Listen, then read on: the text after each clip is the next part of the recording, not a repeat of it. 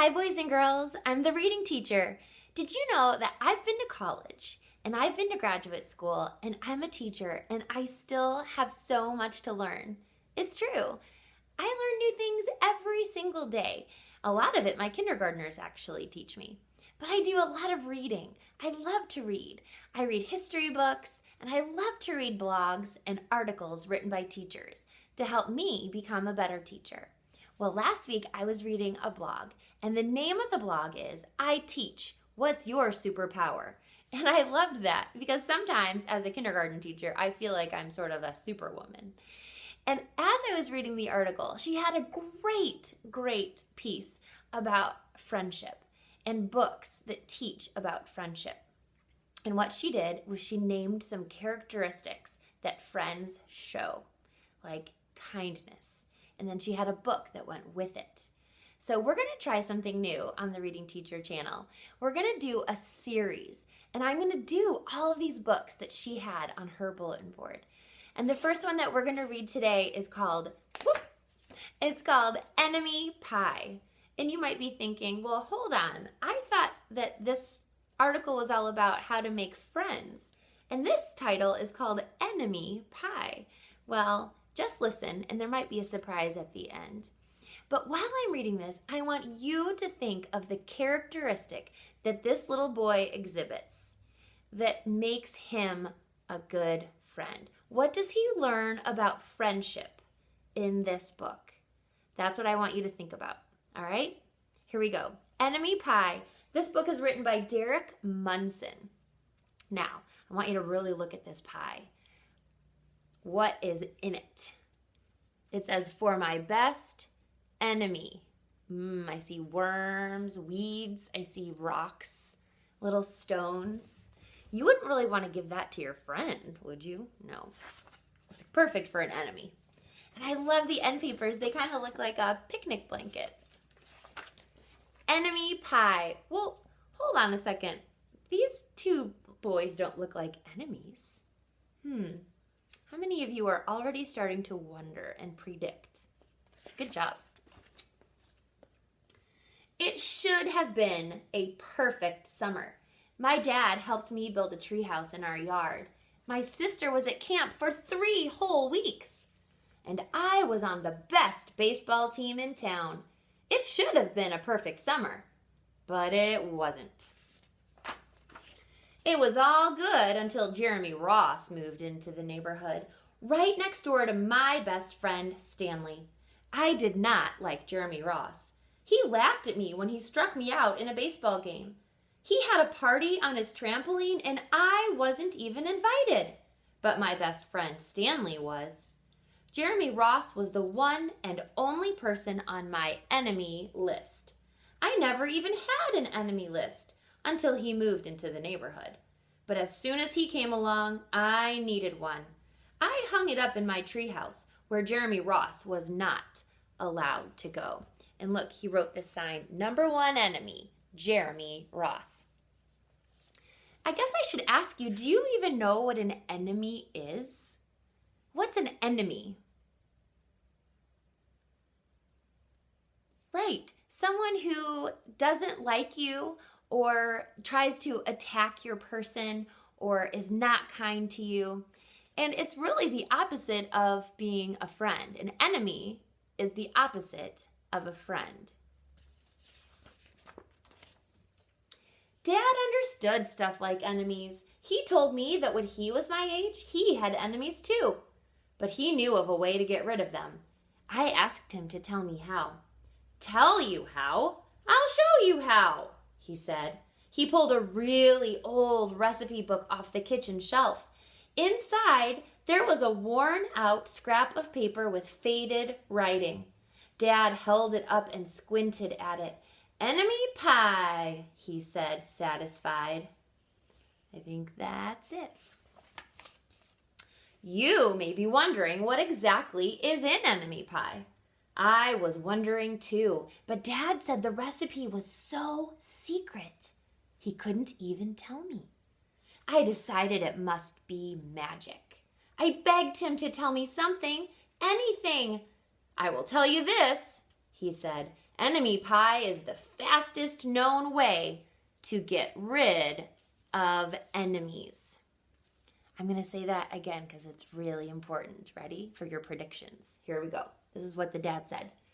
Enemy pie is the fastest known way to get rid of enemies. Now, of course, this got my mind working. What kinds of things, disgusting things, would I put into a pie for an enemy? I brought Dad some weeds from the garden, but he just shook his head. I brought him earthworms and rocks, but he didn't think he'd need those. I gave him the gum I'd been chewing on all morning. He gave it right back to me. I went out to play alone. I shot baskets until the ball got stuck on the roof.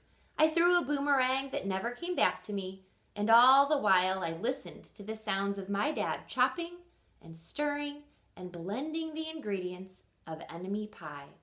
This could be a great summer after all. Enemy pie was going to be awful. I tried to imagine how terrible it must smell, or worse yet, what it would look like. But when I was in the kitchen, I was in the backyard looking for ladybugs, I smelled something really, really, really good. And as far as I could tell, it was coming from our kitchen. I was a bit confused. So he's out here playing basketball, and he's thinking of all the gross stuff that's going to be in that pie and how gross it's going to smell. But all of a sudden, he smells something super good, super yummy, coming from his kitchen. And he's confused about it. I went to ask Dad what was wrong. Enemy pie shouldn't smell this good. But Dad was smart. If enemy pie smelled bad, your enemy would never eat it, he said. I could tell he'd made enemy pie before. The buzzer rang and Dad put on the oven mitts and pulled the pie out of the oven. It looked like plain old pie. It looked good enough to eat. I was catching on, but still I wasn't really sure how this enemy pie worked. What exactly did it do to enemies? Maybe it made their hair fall out, or their breath stinky. Maybe it made bullies cry. I asked Dad, but he was no help. He wouldn't tell me a thing. But while the pie cooled, he filled me in on my job. He talked quietly. There is one part of enemy pie that I can't do. In order for it to work, you need to spend a day with your enemy. Even worse, you have to be nice to him. It's not easy, but that's the only way that enemy pie can work. Are you sure you want to go through with this? Of course I was. It sounded horrible. It was scary, but it was worth a try. All I had to do was spend one day with Jeremy Ross, then he'd be out of my hair for the rest of my life. I rode my bike to his house and knocked on the door. When Jeremy opened the door, he seemed surprised. He stood on the other side of the screen door and looked at me, waiting for me to say something. I was nervous. "Can you play?" I said. He looked confused. "I'll go ask my mom," he said. He came back with his shoes in his hand. His mom walked around the corner to say hello. "You boys stay out of trouble," she said, smiling. Why did the author say that he seemed surprised and confused when this boy asked if he could play? Jeremy Ross was surprised to see him and confused. Do you know why he was surprised and confused? That's right, because he's never played with him before. They're not really friends. He always thought that this boy didn't like him. We rode bikes for a while and played on the trampoline. Then we made some water balloons and threw them at the neighbor girls, but we missed. Jeremy's mom made us lunch. After lunch, we went to my house. It was strange, but I was kind of having fun with my enemy. He almost seemed nice. But of course, I couldn't tell Dad that since he'd worked so hard to make this enemy pie. Jeremy Ross liked my basketball hoop. He said he wished he had a basketball hoop, but they didn't have room for one. I let him win a game, just to be nice.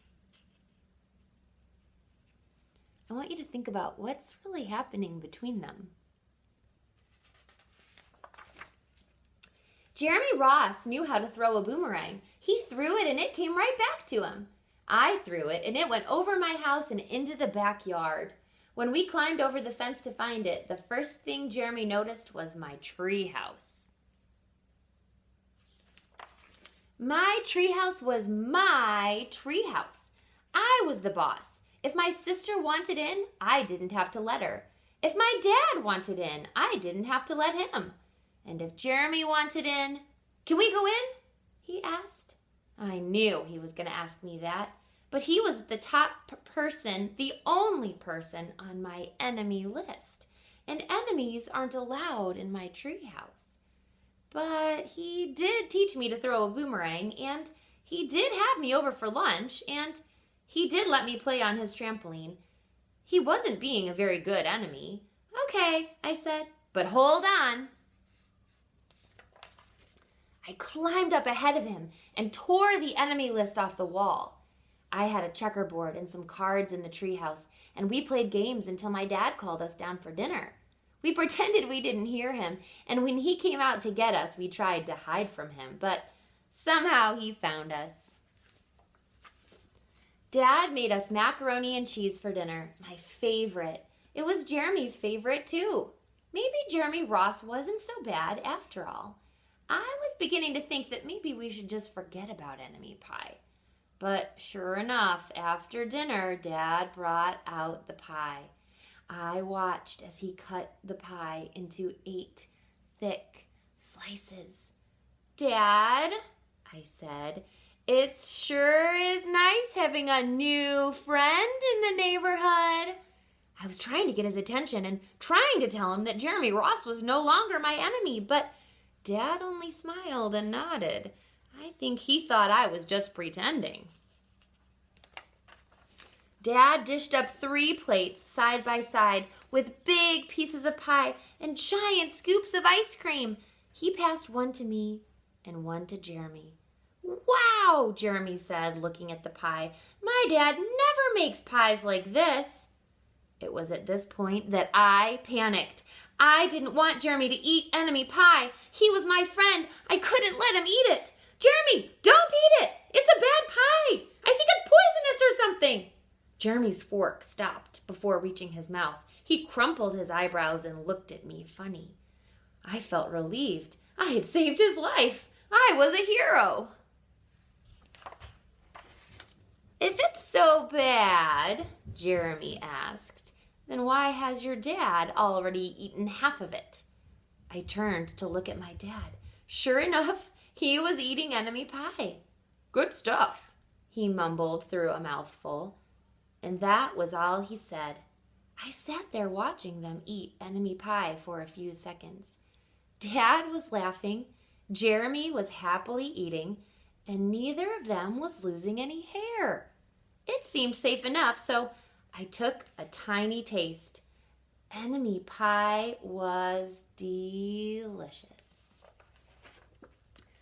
After dessert, Jeremy rode his bike home, but not before inviting me over to play on his trampoline in the morning. He said he'd teach me how to flip. As for enemy pie, I still don't know how to make it. I still wonder if enemies really do hate it, or if their hair falls out, or if their breath turns bad. But I don't know if I'll ever get an answer, because I just lost my best enemy. So he didn't figure out the trick with enemy pie, but did you?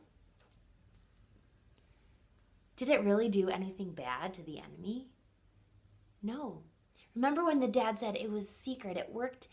The secret ingredient wasn't anything that he put in it. The secret was that this little boy, his son, had to spend a whole day with his enemy, Jeremy Ross. And during that day, what happened to them? They became friends. So this book, boys and girls, remember I told you I was going to ask you, what did this boy learn about friendship? Can you think about what he learned about friendship in this story?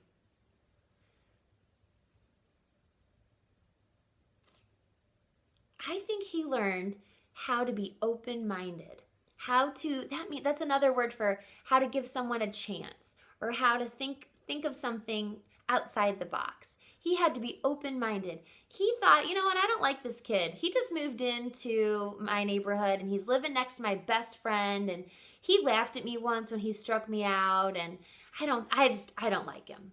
Maybe he was a little jealous. We don't know. But we know he didn't like Jeremy Ross until he got to know him.